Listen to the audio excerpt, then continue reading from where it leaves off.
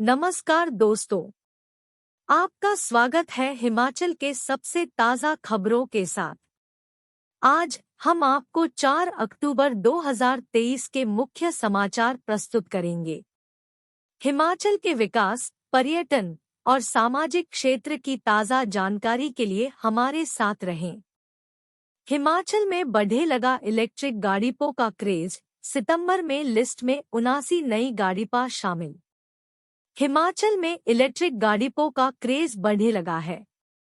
प्रदेश के लोग अब इलेक्ट्रिक वाहनों की खरीद कर रहे हैं। राज्य सरकार ने भी प्रदेश को ग्रीन हिमाचल बनाने के लिए इलेक्ट्रिक वाहनों के प्रयोग पर बल दिया है और इलेक्ट्रिक वाहनों के लिए चार्जिंग स्टेशन तैयार किए जा रहे हैं। ऐसे में लोगों की भी इलेक्ट्रिक गाड़ियों में रुचि बढ़ रही है। परिवहन विभाग से प्राप्त जानकारी के अनुसार प्रदेश में अभी तक कुल 2502 इलेक्ट्रिक गाड़ियां पंजीकृत है। खास बात यह है कि इनमें से 79 गाड़ियां बीते सितंबर माह में ही पंजीकृत हुई है। हिमाचल प्रदेश में पंजीकृत इलेक्ट्रिक गाड़ियों में सबसे ज्यादा बाइक और स्कूटर शामिल है। प्रदेश भर में कुल 1896 मोटरसाइकिल और स्कूटर पंजीकृत है।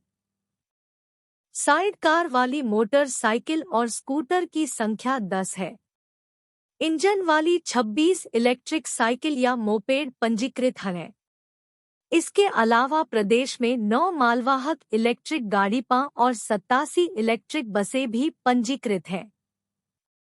इनमें से लगभग सभी इलेक्ट्रिक बसें एचआरटीसी की हैं। इनमें ज्यादातर इलेक्ट्रिक बसें शिमला और धर्मशाला में हैं। शिमला जिला में इलेक्ट्रिक बसों की संख्या 50 से अधिक है। हिमाचल में इलेक्ट्रिक गाड़ियों का क्रेज बढ़ने लगा है। प्रदेश के लोग अब इलेक्ट्रिक वाहनों की खरीद कर रहे हैं।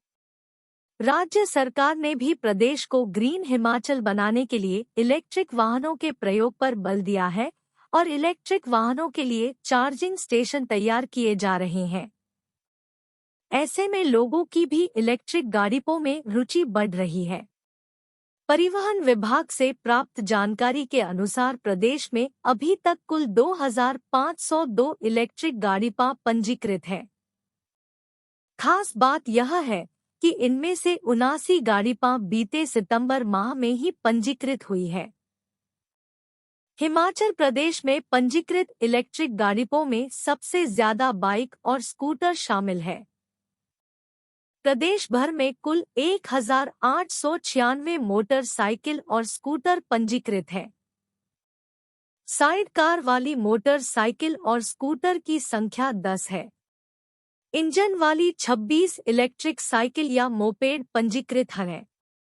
इसके अलावा प्रदेश में 9 मालवाहक इलेक्ट्रिक गाड़ियां और 87 इलेक्ट्रिक बसें भी पंजीकृत हैं। इनमें से लगभग सभी इलेक्ट्रिक बसें एचआरटीसी की हैं। इनमें ज्यादातर इलेक्ट्रिक बसें शिमला और धर्मशाला में हैं। शिमला जिला में इलेक्ट्रिक बसों की संख्या 50 से अधिक है। बनखंडी में 600 करोड़ से बनेगा चिड़िपाघर, तैयार होने लगा डिजाइन, 60 करोड़ की पहली किस्त जारी। कांगड़ा के बनखंडी में विश्वस्तरीय चिड़िपाघर बनाने पर राज्य सरकार 600 करोड़ रुपए खर्च करेगी। इनमें से 60 करोड़ रुपए अब तक जारी हो चुके हैं। वन्य प्राणी विभाग ने चिड़िपाघर की डिजाइनिंग पर काम शुरू कर दिया है और चिड़िपाघर के निर्माण को लेकर सभी विश्वस्तरीय जू की जानकारी जुटाई जा रही है। विभाग हिमाचल में केरल की तर्ज पर जू का डिजाइन तैयार कर रहा है। चिड़िपाघर के लिए 180 हेक्टेयर क्षेत्र का चयन किया गया है। इसके बाद वन्य प्राणी विभाग आगामी 1 महीने में चिड़िपाघर का शिलान्यास कर निर्माण भी शुरू कर देगा। हिमाचल के इस चिड़िपाघर में 30% से अधिक जानवर विदेशी प्रजाति के होंगे। 60% जानवर स्थानीय माहौल में ढलने लायक और महज 10% जानवर देश के अलग अलग हिस्सों से लाकर चिड़िपाघर में रखे जाएंगे। बनखंडी में चिड़िपाघर निर्माण को केंद्र से मंजूरी मिल चुकी है। मुख्यमंत्री सुखविंदर सिंह सुक्खू अगस्त महीने में चिड़िपाघर का शिलान्यास करने वाले थे, लेकिन प्रदेश में बरसात से हुई तबाही की वजह से वन्य प्राणी विभाग ने उस समय इस कार्यक्रम को टाल दिया था। हालांकि मंजूरी मिलने के बाद कार्य को आगे बढ़ाने के प्रयास लगातार जारी रहे और विभाग ने जू डिजाइन का टेंडर जारी करने के साथ ही जमीन के अधिग्रहण का काम भी तेजी से शुरू कर दिया है। जिस जगह चिड़िपाघर का निर्माण किया जा रहा है वहां ज्यादातर हिस्से में घना जंगल है, लेकिन इस क्षेत्र के पास से ही नेशनल हाईवे और रेलवे मार्ग गुजरते हैं और वन्य प्राणी विभाग अब केंद्र सरकार की मदद से दोनों की दिशा में बदलाव करने के लिए भी पत्राचार कर रहा है। इनमें सुरंग और फ्लाईओवर बनाने की सलाह NHAI को दी गई है। शिमलामतौर नेशनल हाईवे की ड्राइंग भी अब चिड़िपाघर के हिसाब से ही डिजाइन हो रही है। फिलहाल वन्य प्राणी विभाग ने अक्टूबर महीने के अंत तक निर्माण शुरू करने की समय सीमा तय कर दी है और अब सभी औपचारिकताएं पूरी होने के बाद निर्माण शुरू हो जाएगा। 600 करोड़ रुपए के भारी भरकम बजट का इस्तेमाल वन्य प्राणी विभाग कई किस्तों में करेगा। बंद हो जाएगा गोपालपुर चिड़िपाघर। बनखंडी में राष्ट्रीय स्तर का चिड़िपाघर बनने के बाद कांगड़ा को ही एक और झटका लगने वाला है। करीब 31 साल बाद गोपालपुर चिड़िपाघर बंद होने जा रहा है। भविष्य में गोपालपुर चिड़िपाघर के जानवरों को भी बनखंडी शिफ्ट किया जाएगा और गोपालपुर में फिलहाल चल रहे चिड़िपाघर को बंद कर दिया जाएगा। गोपालपुर चिड़िपाघर में शेर, काले भालू, तेंदुए, घोराल, हिरण और सांभर जैसे जानवर रखे गए हैं। यहां बड़ी संख्या में पर्यटक हर साल इन जानवरों को देखने पहुंचते हैं, लेकिन बनखंडी में राष्ट्रीय स्तर का चिड़िपाघर बनने के बाद गोपालपुर का महत्व कम हो जाएगा और इसे देखते हुए विभाग ने भविष्य में अब गोपालपुर चिड़िपाघर को बंद करने की तैयारी की है। बंदरों को जंगल में ही रोकने के लिए लगाए जाएंगे फलदार पौधे। वन विभाग ने बंदरों के आवास संवर्धन योजना की निगरानी रिपोर्ट तैयार कर ली है। इस रिपोर्ट के आधार पर भविष्य में जंगलों में फलदार पौधे रोपे जाएंगे। यह योजना बंदरों को जंगलों में रोकने के लिए तैयार की गई है। रिपोर्ट में विशेषज्ञों ने पौधों के अलावा झाड़ियों को भी तैयार करने का फैसला किया है। वन्य प्राणी सप्ताह कार्यक्रम के दूसरे दिन आवास संवर्धन योजना की निगरानी रिपोर्ट को सार्वजनिक किया गया। इस रिपोर्ट में बंदरों को जंगलों में ही रोकने का प्लान तैयार किया गया है। अतिरिक्त मुख्य अरण्यपाल अनिल ठाकुर ने बताया कि भविष्य में प्लांटेशन स्कीम चलाई जाएगी और इस स्कीम के तहत फलदार पौधे जंगल में लगाए जाएंगे। इससे बंदरों की समस्या हमेशा के लिए खत्म हो जाएगी। उन्होंने बताया कि जंगलों में फलदार पौधों की कमी होने की वजह से बंदर शहरों और ग्रामीण इलाकों की तरफ रुख कर रहे हैं। हालांकि ग्रामीण इलाकों में बंदरों की संख्या शहरों के मुकाबले कम है। जंगलों में ये पौधे आगामी 4 से 5 साल बाद तैयार होंगे और इन पौधों पर फल आने के बाद रिहायशों के करीब घूम रहे बंदरों को पकड़कर ऐसी जगहों पर छोड़ा जाएगा। वन विभाग 2 अक्टूबर से वन्य प्राणी सप्ताह मना रहा है और इस दौरान रोजाना अलग अलग विषयों पर चर्चा की जा रही है। घरों खेतों में उत्पाती बंदरों को मारना अब अपराध नहीं, वाइल्ड लाइफ प्रोटेक्शन एक्ट के दायरे से बाहर हुए उत्पाती। जंगल से बाहर भटक रहे बंदरों को मारने पर अब सजा नहीं होगी। बंदर वाइल्ड लाइफ प्रोटेक्शन एक्ट के दायरे से बाहर हो गए हैं। वाइल्ड लाइफ प्रोटेक्शन एक्ट में बदलाव के बाद अब बंदरों को मारने पर किसी भी तरह की बड़ी सजा नहीं होगी। हालांकि बंदरों को जंगल में मारने की अनुमति नहीं है।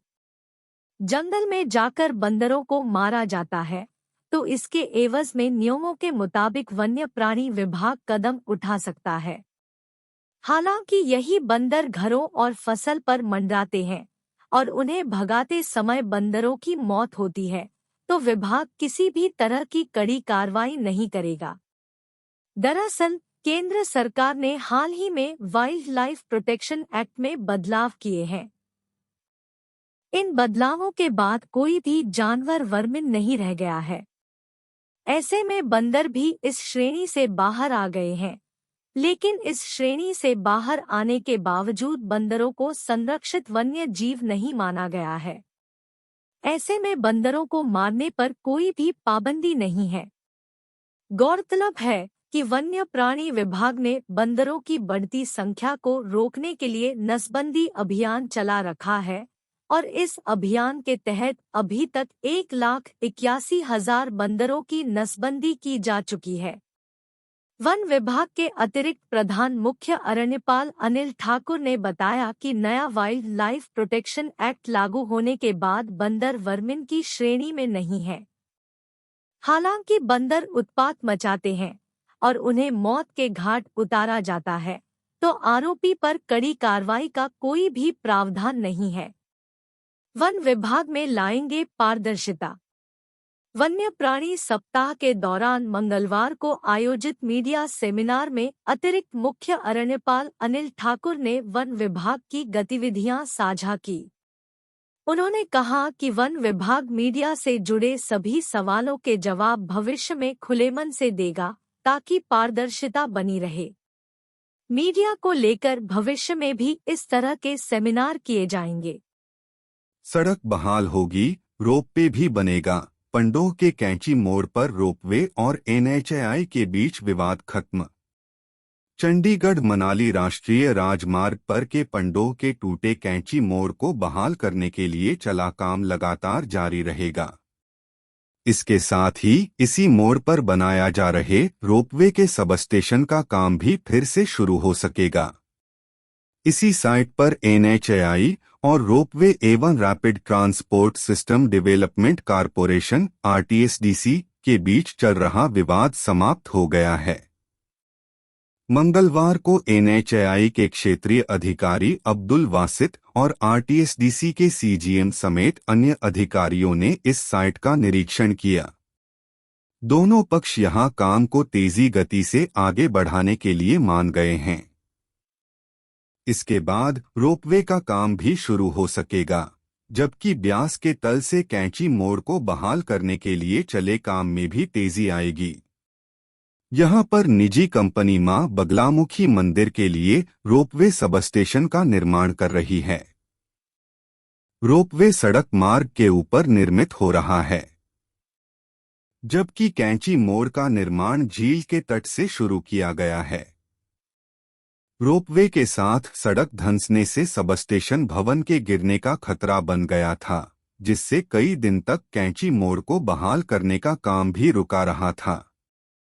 अब समझौते के तहत अब दोनों एजेंसी अपना अपना काम निरंतर जारी रखेंगी। रोपवे का सबस्टेशन के नीचे की तरफ के हिस्से को रॉक बोल्ट के साथ पक्का किया गया है। धंसने वाले सड़क हिस्से को एनएचएआई ने नीचे से गिरा दिया। इस संबंध में एनएचएआई के पीडी वरुण चारी ने बताया कि विभाग के आरओ अब्दुल वासित व रोपवे के सीजीएम रोहित ठाकुर मौका पर आए थे। दोनों पक्षों में उचित बातचीत हुई है। इसमें एक दूसरे के निर्माण कार्य सुरक्षित तरीके से बिना किसी व्यवधान की जारी रखने पर सहमति बनी है। वहीं रोहित ठाकुर ने बताया कि सबस्टेशन भवन को सुरक्षित कर लिया गया है। एनएचएआई का निर्माण कार्य भी सुरक्षित हो गया है। दोनों पक्षों में पहले भी कोई विवाद नहीं था और न ही अब है। पैसे डबल होने के लालच में अमीर से बन गए फकीर, क्रिप्टो करेंसी में गंवाए करोड़ों रुपए, ठग रकम समेटकर गायब। कम समय में पैसा डबल करने का लालच देकर लोगों से करोड़ों के फ्रॉड का मामला सामने आया है। मामले में पहले रकम लौटाई जाती रही, लेकिन जब आंकड़ा 2 करोड़ तक पहुंचा तो आरोपी महंगी गाड़ी खरीदकर इलाके से फरार हो गए हैं। अब निवेशक पुलिस के पास गुहार लगा रहे हैं कि हमारे पैसे वापस लौटाए जाएं। क्रिप्टो करेंसी के नाम पर करोड़ों का यह झोल हुआ है। जीवन की जमापूंजी का बड़ा हिस्सा गंवा चुके लोगों के पास अब पछताने के अलावा कुछ नहीं। ये लोग अब पुलिस की शरण में जाकर पैसा वापस मिलने की उम्मीद लगाए हुए हैं। नवीन कुमार निवासी चकमो ने पुलिस में शिकायत दर्ज करवाई है कि फरवरी 2020 में नीरज कुमार गांव चकमो ने मुझे एक युवक से मिलवाया और बिना मेहनत से पैसा कमाने का प्लान बताया गया। उन्होंने जिस कंपनी में इन्वेस्ट करना था उसका नाम कोर्बियो बताया। दो युवकों ने पूरे पैसे की जिम्मेदारी लेकर 3,5,000,000 लाख इन्वेस्ट करवाया और एक आईडी लगवाकर दे दी। मेरी आईडी में डॉलर आते थे और युवक मेरे पास आता था और मुझे पैसे दे जाते थे। बाद में आरोपी ने मुझे बोला कि लोगों से मिलवाओ ताकि वे भी पैसा इन्वेस्ट करें। शिकायतकर्ता ने पूछा कि पैसे की जिम्मेदारी कौन लेगा, तो युवक ने बताया कि उनके मूलधन की जिम्मेदारी उसकी रहेगी। शिकायतकर्ता ने दिसंबर 2020 से आरोपी से मिलाना शुरू कर दिया। आरोपी की बातों में आकर लोगों का पैसा लगवाना शुरू कर दिया। उसके बाद आरोपी हमारे पास आता था, पैसे ले जाता था। इसके बाद जिस बैंक अकाउंट में पैसे डालने को बोलता था उसमें मैं और मेरे सहयोगी पैसे डाल देते थे। नवंबर 2020 में इन्होंने कंपनी का नाम बदलकर वोस्क्रो कर दिया। फिर नवंबर 2021 तक ये लोग मेरे से और मेरे सहयोगी से लगभग 2 करोड़ ले गए थे। कुछ महीनों तक लोगों को पैसे दिए, फिर बोला कि 25 दिसंबर 2021 का इंतजार करो तब आपको पैसे मिलेंगे, परंतु दिसंबर 2021 में भी कोई पैसा नहीं मिला। इसके बाद जनवरी में मिलन गर्ग और हेमराज ने एक नई वेबसाइट लॉन्च की। एक मीटिंग में सुखदेव ठाकुर, अभिषेक शर्मा ने कहा कि आपको अगर अपना और अपने लोगों का पुराना पैसा वापस चाहिए तो आप इस नई वेबसाइट में पैसा लगाओ तो लोगों का पैसा मिल जाएगा। मैंने और मेरे सहयोगियों ने दोबारा से लगभग 40 लाख इनके पास लगा दिया। कुछ पैसा ऑनलाइन ट्रांसफर किया और कुछ पैसा कैश दिया गया। नीरज और अभिषेक को अगस्त 2022 को इन लोगों ने पैसा देना बंद कर दिया। एचडीएम 3 महीने से नहीं मिल रहा पैसा। शिकायतकर्ता ने बताया कि उसका तथा उसके सहयोगी का 2 करोड़ हो गया है। जब हम पूछते थे कि पैसा देना क्यों बंद हो गया तो बोलते थे टेक्निकल प्रॉब्लम आ गई है, कुछ दिनों में दूर हो जाएगी। ऐसा करते करीब 3 महीने हो गए। लोग हमसे पूछ रहे हैं कि पैसा कब मिलेगा, हमारे पास कोई जवाब नहीं है। शिकायत के मुताबिक कंपनी के मास्टर माइंड सुभाष, हेमराज, सुखदेव और अभिषेक शर्मा है। डीएसपी बड़सर लालमन शर्मा ने मामले की पुष्टि करते हुए बताया कि क्रिप्टो कार्बियो के नाम पर धोखाधड़ी का मामला दर्ज किया गया है। चोर ने मार डाली मकान मालकिन, मंढोल में सामान चुराते पकड़े जाने पर युवक ने गला घोट कर की हत्या। उपमंडल जुब्बल के मंढोल गांव में मंगलवार को एक महिला की हत्या का मामला सामने आया है। महिला की हत्या कपड़े के परने से गला घोंटकर हुई है। बताया जा रहा है कि हत्या का आरोपी दिनदहाड़े मृतक महिला के ही घर पर चोरी को अंजाम दे रहा था। इस दौरान महिला ने जब देखा तो उसने महिला की हत्या कर दी। इतना ही नहीं, आरोपी ने घर से कीमती सामान व नकदी लेकर भागने का प्रयास भी किया, लेकिन ग्रामीणों ने आरोपी को कुछ ही दूरी पर दबोचकर पुलिस के हवाले कर दिया। पुलिस ने शव को कब्जे में लेकर आरोपी के खिलाफ हत्या का मामला दर्ज कर कार्रवाई शुरू कर दी है। मृतक महिला की पहचान कमला 65 पत्नी ज्ञान सिंह निवासी गांव मंढोल के रूप में हुई है। जानकारी के अनुसार मंढोल गांव में एक बागबान के घर पर काम करने वाले बिहारी मूल के युवक राहुल 22 तिवारी चोरी के इरादे से एक घर में घुसा गया। उसने घर से 69,900 रुपये नकदी सहित कुछ अन्य सामान चोरी किया। इस दौरान घर की महिला ने युवक को चोरी करते समय पकड़ लिया। आरोपी युवक ने अपने कंधे से परना उतारकर महिला की मौके पर गला घोंटकर हत्या कर दी। हत्या के बाद आरोपी मौके निकलकर बस में बैठक कर फरार हो गया। इस घटना का परिवार के लोगों को पता चला तो उन्होंने करीब 2-3 किलोमीटर की दूरी पर कायना गांव के साथ बस को रुकवाकर आरोपी को पकड़ लिया। डीएसपी रोहडू रविंद्र नेगी ने बताया कि पुलिस ने हत्यारे युवक को गिरफ्तार कर लिया है। शव को कब्जे में लेकर पोस्टमार्टम के लिए भेज दिया है। आईजीएमसी में स्क्रब टाइफस से 2 की मौत।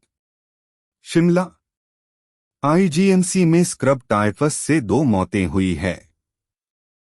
मरने वालों में 65 वर्ष के असम राम डोडराकवर के निवासी थे। दूसरी मौत 1 वर्ष की बच्ची निशा की है। निशा रामपुर की रहने वाली थी। अस्पताल में स्क्रब टाइफस के 4 नए मामले आए हैं। डॉक्टरों ने एडवाइजरी जारी कर दी है कि किसी भी तरह के बुखार की स्थिति में अस्पताल जाकर उपचार करवाएं। प्रदेश से जल्द विदाई लेगा मानसून, मौसम विभाग का पूर्वानुमान। 9 तक खिली रहेगी धूप, मनाली सांगला में बारिश। हिमाचल प्रदेश के शेष 6 जिलों से भी मानसून जल्द विदा होगा। मौसम विज्ञान केंद्र शिमला के अनुसार अगले 2-3 दिनों के दौरान राज्य के शेष हिस्सों से मानसून की वापसी के लिए परिस्थितियां अनुकूल बन रही है। राज्य के 6 जिलों से कांगड़ा, ऊना, हमीरपुर, बिलासपुर, सोलन और सिरमौर में 1 अक्टूबर को मानसून सीजन खत्म हो चुका है, जबकि जिला शिमला के निचले भागों से यह आंशिक रूप से जा चुका है। अब कुल्लू, किन्नौर, लाहौल स्पीति, चंबा, मंडी और शिमला के ऊपरी क्षेत्रों से यह 2-3 दिनों के भीतर विदा हो जाएगा। मंगलवार को कुल्लू के मनाली एवं सांगला में बारिश हुई। पिछले वर्ष भी प्रदेश से 3 अक्टूबर को मानसून विदा हुआ था। इस साल मानसून सीजन में सामान्य से 20% अधिक बारिश हुई है। 24 जून को मानसून ने प्रदेश में प्रवेश किया। न्यूनतम तापमान शिमला 13.0, सुंदरनगर 16.6, भुंतर 16.9, कल्पा 7.6, धर्मशाला 15.2, ऊना 16.0, नाहन 20.3, केलांग 4.2, पालमपुर 14.0, सोलन 13.5, मनाली 10.9, कांगड़ा 16.8, मंडी 17.4, बिलासपुर 19.3, चंबा 16.1, डलहौजी 13.1, कुफरी 12.5, नारकंडा 10.4, भरमौर 12.0, रिकांगपिओ 11.8, सेऊबाग 15.2, मशोबरा 11.2 डिग्री सेल्सियस। अधिकतम तापमान चंबा 31.3, डलहौजी 20.6, कुकुमसेरी 21.7, केलांग 17.2, धर्मशाला 29.0, Kangra 30.4, Bhuntar 32.5, बरठीन 30.7, Sundernagar 32.8, Kalpa 24.5, Reckong Peo 27.5, Bilaspur 33.3, Shimla 24.5, Solan 29.0 degree Celsius. Hydel project ने फिर गायब की सैंज नदी। एनएचपीसी ने सिउंड में रोका पानी, डाइवर्ट की जलधारा। पानी से बिजली बनाने वाली देश की नवरत्न कंपनी एनएचपीसी ने सैंज नदी को फिर बांध लिया है। 520 मेगावाट के पार्वती प्रोजेक्ट चरण 3 के बांध में तकनीकी फॉल्ट के चलते पिछले 3 महीने नदी में पूरा पानी छोड़ा हुआ था और नदी अपने पुराने रूप में बह रही थी, किंतु एनएचपीसी ने अब पिन पार्वती नदी को फिर गायब कर दिया है। सिन्यूर स्थित 43 मीटर ऊंचे डैम से नदी को 8 किलोमीटर लंबी टनल से लारजी के लिए डाइवर्ट कर दिया है। लिहाजा अब सैंज नदी का शोरगुल और तेज धाराएं हाँफ गई है। नदी की धाराएं दिखेंगी तो 14 किलोमीटर दूर लारजी में। गौरतलब यह है कि 520 मेगावाट की पार्वती जल विद्युत परियोजना के बांध के गेट में आई तकनीकी खराबी के चलते डैम को खाली करवाया था, जिस कारण सैंज नदी पुराने रूप में उफान पर रही। परियोजना प्रबंधन ने डैम के गेट को दुरुस्त किया तो बांध में जल भराव करने के लिए नदी को फिर बांध दिया, जिसके चलते नदी दोबारा सूख गई है। सरकारी नियमों के अनुसार ही नदी में छोड़ा जाता है पानी। पार्वती प्रोजेक्ट चरण 3 के ग्रुप महाप्रबंधक प्रकाश चंद ने बताया कि प्रोजेक्ट के डैम में तकनीकी खराबी के बाद कार्य को पूरा कर दिया है। प्रोजेक्ट के इंजीनियरिंग टीम ने मिशन को पूरा किया और अब परियोजना में उत्पादन भी शुरू हो गया है। परियोजना प्रबंधन सरकारी नियमों व कोर्ट के दिशानिर्देश अनुसार नदी में पानी छोड़ता है। पर्यावरणीय प्रेमी निराश। सैंज नदी पर बने हाइड्रो प्रोजेक्ट ने पिन पार्वती नदी को बांध दिया है। नदी किनारे बसे तलाड़ा, बिहाली, सपांगनी, बक्शाल, सैंज, शलाह व तरेड़ा आदि गांव में नदी का शोरगुल पूरी तरह से गायब है और पिन पार्वती नदी को भूगर्भ से लारजी पहुंचाया गया है। उधर पर्यावरण प्रेमी नदी में पानी सूखने के चलते चिंतित है। नदी सूखने से खेती पर असर। पर्यावरण प्रेमी मेहर सिंह सुमन ने बताया कि नदी में पानी कम होने के कारण बागबानों और किसानों पर विपरीत असर पड़ रहा है। बहरहाल सैंज नदी में फिर से शोरगुल गायब है और 8 किलोमीटर के दायरे में नदी को गायब कर दिया है। घरों में सीलन की समस्या से छुटकारा। आईआईटी मंडी में नया स्टार्टअप लेकर पहुंचे नाहन कॉलेज के स्टूडेंट्स। देश भर में प्लास्टिक और सॉलिड वेस्ट का उपयोग बिल्डिंग कंस्ट्रक्शन में इस्तेमाल होगा। इतना ही नहीं, जिन घरों में सीलन की समस्या रहती है उन घरों के लिए क्रिएट फ्रॉम वेस्ट द्वारा तैयार मटेरियल से बचाया जा सकेगा। अब बेकार पड़े कूड़े का इस्तेमाल कर एक उपयोगी प्रोडक्ट में होगा। आईआईटी कमांद मंडी में आयोजित हिमालयन स्टार्टअप ट्रैक HST के 7वें संस्करण में पीजी कॉलेज नाहन के स्टूडेंट्स अदनान सईद, संजम कुमार, वृंदा शर्मा और बिलाल ऐसा स्टार्टअप लेकर आए हैं जिसके द्वारा कूड़े का सही ढंग से उपयोग हो सकेगा। शोधकर्ताओं ने अपने शोध का शीर्षक क्रिएट फ्रॉम वेस्ट दिया है, जिसमें साफ कहा गया कि इस स्टार्टअप का मुख्य उद्देश्य रीयूज, रिड्यूस एंड रिसाइकल है। इस स्टार्टअप के फाउंडर अदनान सईद ने बताया कि उनकी टीम में 3 लोग शामिल हैं। स्टार्टअप में ऐसा प्रोडक्ट तैयार किया है जो कि पूर्णतः रूप से प्लास्टिक और सॉलिड वेस्ट से बना है। उक्त मटेरियल से सही ढंग से उपयोग किया जाता है। उन्होंने कहा कि जिन लोगों को घरों में सीलन की समस्या से जूझना पड़ रहा है उन लोगों की समस्या को उक्त विधि द्वारा खत्म कर दिया जाएगा। इस प्रकार से टीम बेकार पड़े कूड़े का इस्तेमाल कर एक उपयोगी प्रोडक्ट बना रही है और यही क्रिएट फ्रॉम वेस्ट स्टार्टअप का सबसे बड़ा उद्देश्य है। गौरतलब है कि देश में प्लास्टिक और सॉलिड वेस्ट की मैनेज करने की बहुत बड़ी समस्या है। इससे जहां पर्यावरण पर बुरा प्रभाव पड़ रहा है। फाउंडर अदनान सईद बताते हैं कि वर्तमान समय में देश में 70% कूड़ा ऐसे ही डंपिंग यार्ड में पड़ा हुआ है जो कि हमारे पर्यावरण के लिए अच्छा नहीं है। एकत्रित कूड़े को 2 कैटेगरी में बांटा है, जिसमें एक इंटरनल और एक्सटर्नल प्लास्टर पाउडर मिक्स और पेवर ब्लॉक्स है। 30% वाटर प्रूफ। खास बात यह है कि ये इस बेकार कूड़े से बने हुए हैं, साथ ही साथ 30% वाटर प्रूफ और एनवायरमेंटल फ्रेंडली भी है। इस तरीके से बेकार पड़े कूड़े को यूजफुल मटेरियल में चेंज किया है और अपने पर्यावरण को कूड़े के हार्मफुल इफेक्ट से बचाया है। आने वाले समय में इस मटेरियल में कुछ चीजों में बदलाव भी किया जाएगा।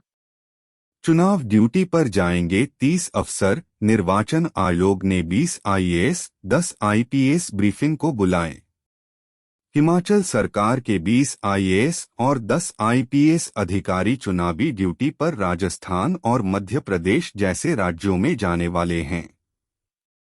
विधानसभा चुनाव की इस ड्यूटी पर जाने से पहले भारत निर्वाचन आयोग ने उन्हें एक दिन की ब्रीफिंग के लिए दिल्ली बुलाया है। यह ब्रीफिंग 6 अक्टूबर को कॉन्स्टिट्यूशन क्लब ऑफ इंडिया संसद मार्ग नई दिल्ली में होगी। 20 अफसरों की इस लिस्ट में 2001 से लेकर 2015 के बैच के आईएएस अधिकारी शामिल हैं।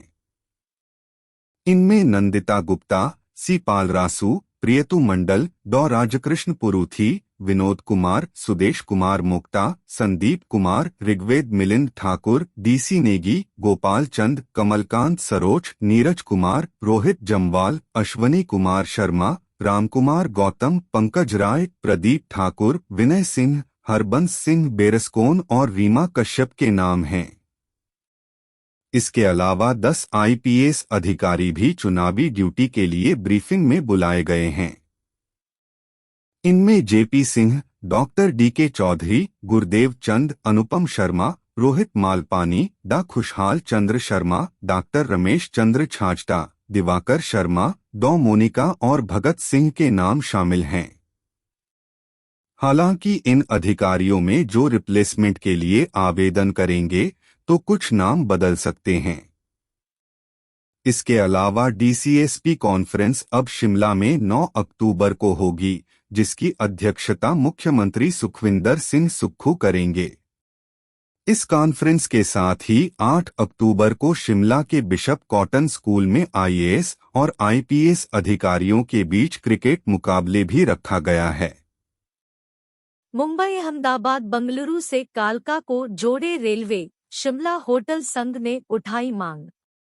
कालका शिमला रेल सेवा बहाल होने से पर्यटन व्यवसाय दोबारा पटरी पर लौटेगा। हावड़ा से कालका तक सीधी ट्रेन के बाद कालका से शिमला टॉय ट्रेन से पर्यटकों को सुविधा मिलती है। शिमला होटल संघ के अध्यक्ष मोहिंद्र सेठ ने कहा कि शिमला आने वाले पर्यटकों के लिए इस वर्ल्ड हेरिटेज द्वारा सफर करने के लिए अपना ही क्रेज है। एसोसिएशन सरकार से आग्रह किया कि मुंबई, अहमदाबाद तथा बंगलुरु से कालका तक के लिए सीधी रेल सेवा शुरू करनी चाहिए तथा कालका से शिमला तक टॉय ट्रेन द्वारा कनेक्टिविटी दी जानी चाहिए। इससे शिमला शहर, जिसकी कैरिंग कैपेसिटी जो पहले ही ओवरबर्डनड है, पर सड़क मार्ग पर पड़ रहे ट्रैफिक लोड को कम किया जा सकता है। शिमला में सबसे अधिक संख्या में पर्यटक सड़क मार्ग से आते हैं। यदि शिमला से कंडाघाट के बीच एक साइट सीइंग ट्रेन चलाई जाए तो सड़क मार्ग से आने वाले पर्यटक भी इस टॉय ट्रेन का लुत्फ उठा सकेंगे। राज्य सरकार ने बदले 7 बीडीओ। राज्य सरकार ने 7 बीडीओ यानी खंड विकास अधिकारियों को तबादले किए हैं। इन अधिकारियों के तबादलों के संदर्भ में अधिसूचना जारी कर दी गई है। राज्य सरकार की ओर से जारी अधिसूचना के मुताबिक अब निशांत शर्मा को हमीरपुर जिला के नादौन विकास खंड के बीडीओ का कार्यभार सौंपा गया है। अभी तक वह शिमला के टुटू विकास खंड में बतौर बीडीओ सेवाएं दे रहे थे। वर्तमान में बीडीओ बिलासपुर कुलवंत सिंह को बीडीओ भोरंज का कार्यभार सौंपा गया है। मंडी जिला के गोलापुर में बतौर बीडीओ सेवाएं दे रही अस्मिता ठाकुर पोस्टिंग के नए आदेशों तक राज्य हेडक्वार्टर को ज्वाइन करेंगी। बीडीओ कुनिहार विवेक पॉल भी राज्य मुख्यालय में पोस्टिंग के आगामी आदेशों तक सेवाएं देंगे। बीडीओ गगरेट हिमाशी को बीडीओ हमीरपुर लगाया गया है। बीडीओ धर्मशाला ओमपाल को बीडीओ अंब बनाया गया है। इसके अलावा सुशील कुमार को, जो वर्तमान में बीडीओ अंब है, वह आगामी आदेशों तक राज्य मुख्यालय को ज्वाइन करेंगे। राज्य सरकार ने 4 प्रशासनिक अधिकारियों की पदोन्नति और अतिरिक्त दायित्व के आदेश जारी किए हैं। इनमें श्रम और रोजगार विभाग के अधीनस्थ सचिव दिनेश कुमार गुप्ता को गृह विभाग का अतिरिक्त दायित्व दिया गया है। इसके अलावा 3 अन्य प्रशासनिक अधिकारियों दक्षा शर्मा को पदोन्नति देकर मत्स्य पालन विभाग में अधीनस्थ सचिव, संतराम पोहतरा को खाद्य आपूर्ति और उपभोक्ता मामले में अधीनस्थ सचिव जबकि विक्रम दत्त को श्रम और रोजगार विभाग में अधीनस्थ सचिव तैनात किया गया है। मुख्य सचिव प्रबोध सक्सेना ने इस संबंध में अधिसूचना जारी की है। उन्होंने बताया कि यह आदेश तत्काल प्रभाव से लागू कर दिए गए हैं। 3 दिन बाद बहाल हुआ मनाली लेह सामरिक मार्ग, भारी बर्फबारी के चलते बंद हुआ था रोड। पिछले 3 दिनों से बंद मनाली लेह सामरिक मार्ग 4 वाहनों के लिए खुल गया है। मौसम ने साथ दिया तो जल्द बड़े वाहनों के लिए भी सड़क मार्ग खुल जाएगा। पिछले दिनों दारचा से सरचू के बीच मनाली लेह मार्ग पर 1 से 1.5 फुट तक बर्फबारी हुई, जिस कारण उस रूट पर वाहनों के पहिए जाम हो गए थे।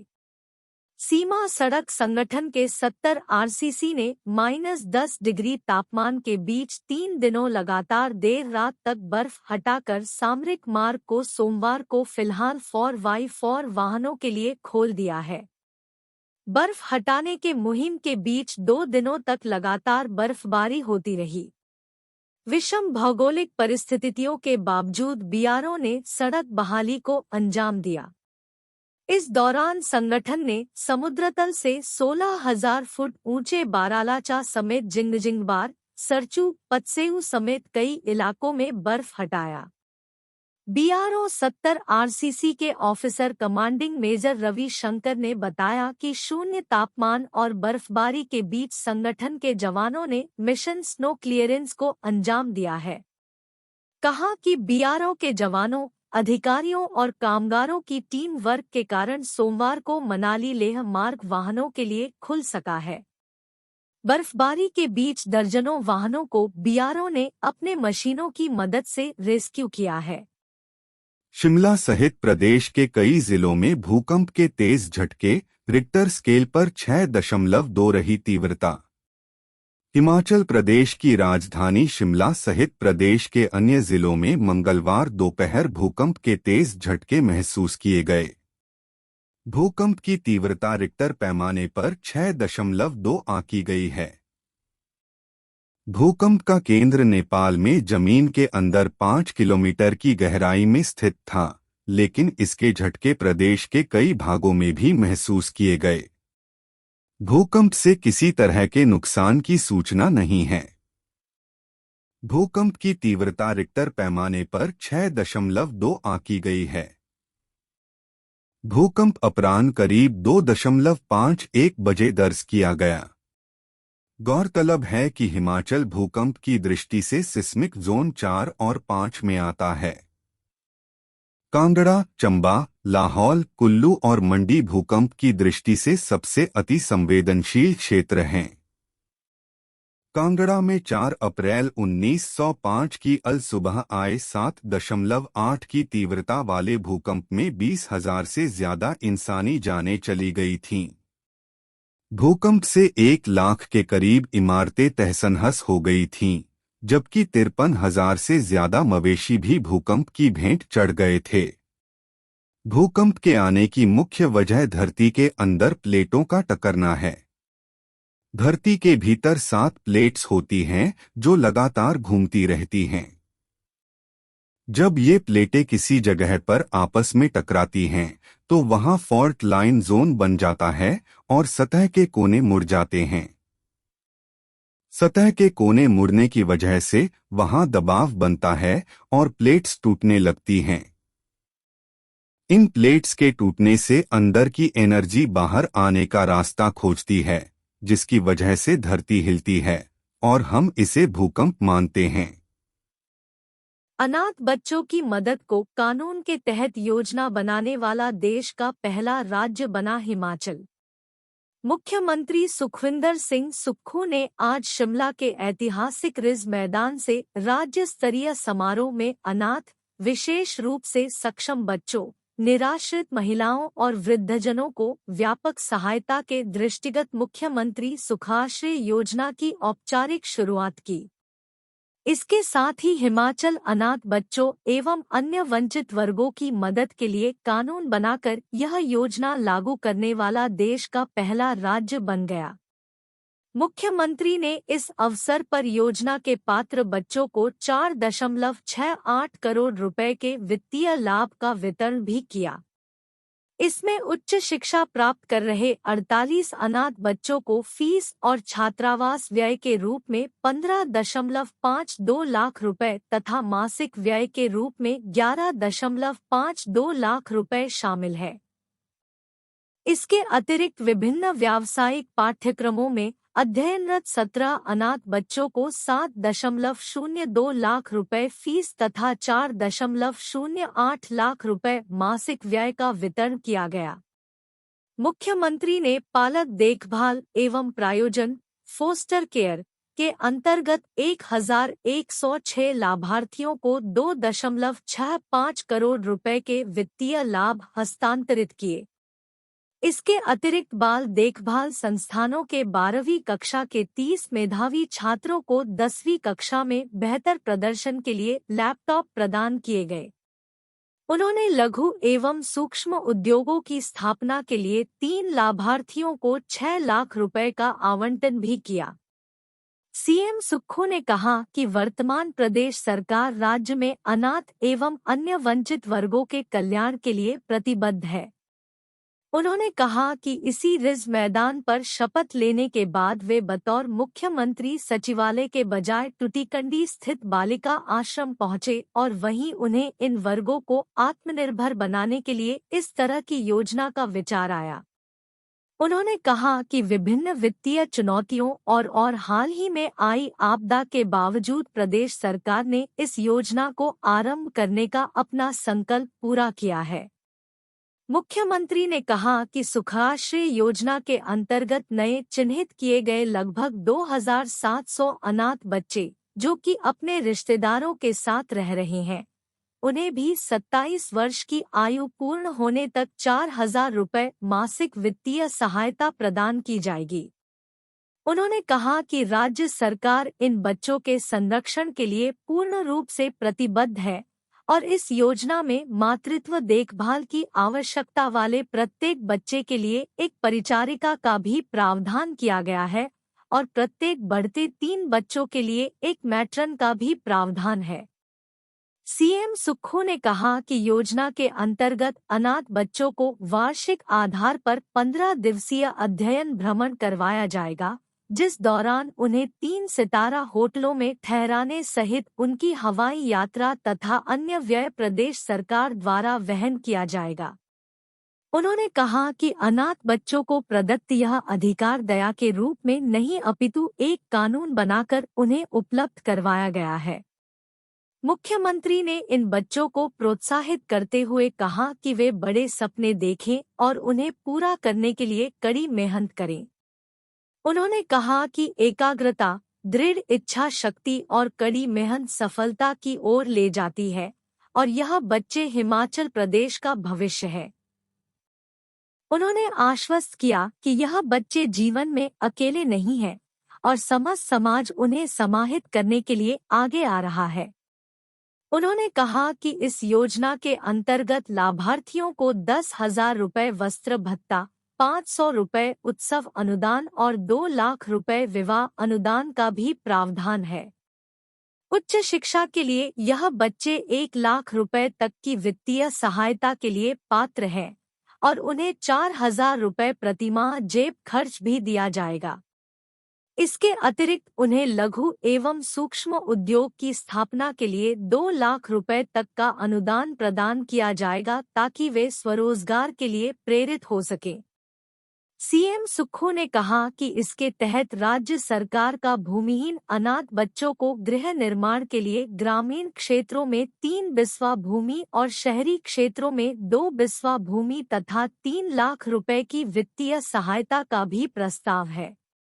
इस पहल के द्वितीय चरण में 10वीं तथा 12वीं कक्षा के 268 बच्चों को लैपटॉप प्रदान किए जाएंगे। उन्होंने कहा कि प्रदेश सरकार विधवा, एकल नारी और विशेष रूप से सक्षम व्यक्तियों सहित विभिन्न वंचित वर्गों को पेंशन और अपंगता राहत भत्ते की प्रक्रिया का सरलीकरण कर उन्हें आय सीमा में भी छूट प्रदान कर रही है। मुख्यमंत्री ने लोगों को लाभ पहुंचाने के दृष्टिगत नई कल्याणकारी योजनाएं आरंभ करने की भी घोषणा की और संकट के समय बहादुरी के साथ आपदा का सामना करने के लिए प्रदेशवासियों के प्रयासों व जीवट की सराहना भी की। उन्होंने कहा कि वर्तमान राज्य सरकार ने आपदा प्रभावित 16,500 परिवारों की सहायता के लिए 4,500 करोड़ रुपए का विशेष राहत पैकेज जारी किया है। इसके अतिरिक्त पूरी तरह से क्षतिग्रस्त घरों का मुआवजा 1.30 लाख रुपए से बढ़ाकर 7 लाख रुपए किया गया है। साथ ही आपदा में आंशिक रूप से क्षतिग्रस्त कच्चे एवं पक्के मकानों के लिए मुआवजा राशि 1 लाख रुपए की गई है। सुखविंदर सिंह सुक्खू ने इस अवसर पर प्रदर्शनी का अवलोकन किया और अनाथ बच्चों के साथ दोपहर भोज में भी शामिल हुए। प्रदेश सरकार ने बदले 7 खंड विकास अधिकारी, निशांत शर्मा को मिला नादौन का कार्यभार। राज्य सरकार ने 7 बीडीओ यानी खंड विकास अधिकारियों को तबादले किए हैं। इन अधिकारियों के तबादलों के संदर्भ में अधिसूचना जारी कर दी गई है। राज्य सरकार की ओर से जारी अधिसूचना के मुताबिक अब निशांत शर्मा को हमीरपुर जिला के नादौन विकास खंड के बीडीओ का कार्यभार सौंपा गया है। अभी तक वह शिमला के टूटू विकास खंड में बतौर बीडीओ सेवाएं दे रहे थे। वहीं वर्तमान में बीडीओ बिलासपुर कुलवंत सिंह को बीडीओ भोरंज का कार्यभार सौंपा गया है। मंडी जिला के गोलापुर में बतौर बीडीओ सेवाएं दी रही अस्मिता ठाकुर पोस्टिंग के नए आदेशों तक राज्य हेडक्वार्टर को ज्वाइन करेगी। वहीं बीडीओ कुनिहार विवेक पॉल भी राज्य मुख्यालय में पोस्टिंग के आगामी आदेशों तक सेवाएं देंगे। बीडीओ गगरेट हिमांशी को बीडीओ हमीरपुर लगाया गया है। बीडीओ धर्मशाला ओमपाल को बीडीओ अंब बनाया गया है। इसके अलावा सुशील कुमार को, जो वर्तमान में बीडीओ अंब है, वह आगामी आदेशों तक राज्य मुख्यालय को ज्वाइन करेंगे। कोटला में ट्रकों की आवाजाही से तंग आकर लोगों ने रास्ता रोक किया प्रदर्शन।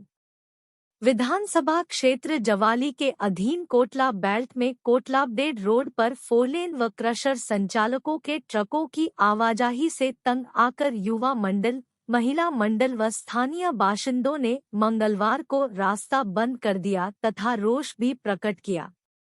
लोगों ने कहा कि इस मार्ग पर दिन-रात ओवरलोडेड ट्रक चले रहते हैं, जिससे मार्ग की हालत काफी खस्ता हो चुकी है। ग्रामीणों ने बताया कि 4 लेन निर्माणाधीन कंपनी के ट्रकों व क्रशर के ट्रकों की आवाजाही से एक तो हमारा रास्ता खराब हो गया है, वहीं उड़ती धूल का गुब्बार साथ लगते घरों ने घुस रहा है, जिससे बीमारियों का खतरा बना हुआ है। उन्होंने बताया कि ये रास्ता आम पब्लिक का रास्ता है, जिसमें साथ लगते पार्क में छोटे बच्चे खेलते हैं। केवल जीप रोड है और ट्रक बड़ी तेजी से आते जाते हैं, जिससे कोई भी अप्रिय घटना हो सकता है। उन्होंने बताया कि इस बारे में एसडीएम जवाली, पंचायत प्रधान, पुलिस चौकी कोटला, लोक निर्माण विभाग कोटला व 4 लेन कार्यालय कोटला को भी अवगत करवा चुके हैं, लेकिन आज तक कोई कार्रवाई नहीं हुई। उन्होंने बताया कि इस समस्या के समाधान हेतु 2 अक्टूबर तक का अल्टीमेटम दिया था, लेकिन समस्या का कोई हल नहीं निकला। आखिरकार ग्रामीणों ने तंग आकर रास्ता बंद कर दिया व धरने पर बैठ गए। उन्होंने मांग की है कि कोटला अपडेट सड़क मार्ग को दुरुस्त करवाया जाए तथा ट्रकों की आवाजाही के लिए देहर खड्ड से अलग रास्ते का निर्माण किया जाए। जनकपुर धाम में हिमाचल के 4 साहित्यकारों को सम्मान, 24 राज्यों के लेखकों ने की शिरकत। नेपाल के मधेशपुर के माता सीता की जन्मभूमि जनकपुर धाम के राजदरबार होटल में साहित्यिक शिविर का आयोजन किया गया। पूर्वोत्तर हिंदी अकादमी शिलांग, मेघालय एवं कहानी लेखन महाविद्यालय अंबाला छावनी के तत्वावधान में संस्थापक डा महाराज कृष्ण जैन की स्मृति में प्रेम एवं सद्भावना विषय पर आधारित 22 से 24 सितंबर तक 3 दिवसीय अंतर्राष्ट्रीय लेखक मिलन शिविर एवं सम्मान समारोह आयोजित किया गया। शिविर में भारत के लगभग 24 राज्यों के 85 कवि और लेखक शामिल हुए, जबकि नेपाल के कोशी और मधेश क्षेत्र के लेखक व साहित्यकार शामिल हुए हैं। साहित्यिक शिविर में हिमाचल प्रदेश के 4 साहित्यकारों ने भाग लेकर प्रदेश की सांस्कृतिक से अवगत करवाया।